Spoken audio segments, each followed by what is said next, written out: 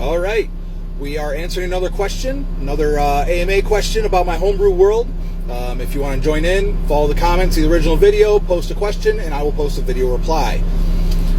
Today we have, what kind of creatures are solely in your world? That is an excellent question. A lot of them. If you look at like the grand scheme of other people's games and shit. I had an incident a little bit earlier on in the campaign, not more than a couple months into it, and I discovered that my players were looking up the stats in the monster manual for a creature, and that was pretty much the end of me using vanilla monster manual. From that day forward, I changed everything I worked with. I was like, you guys want to look up, you guys want to be assholes and look up stats in the monster manual before you fight the thing. All right, well, I'm going to throw shit at you that's not in the monster manual. So very often I use third-party resources for monsters. One of my favorites is the Rust Drake. I found a third-party thing. I think it was on DM's Guild with all these different kinds of drakes and dragons in it. The Rust Drake's really cool because if you bite a character, there's a chance to get tinnitus and they could possibly die from it. And if they don't know anything about it, then they slowly begin to, die over the course of a few days.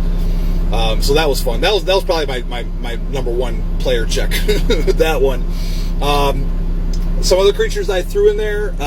There was a guy who did a bunch of zombies off of Left 4 Dead and turned them into D&D stat blocks.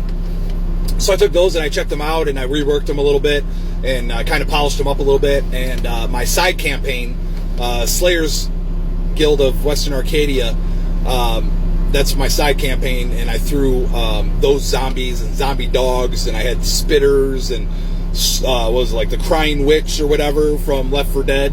So I threw those at them. So those are always fun.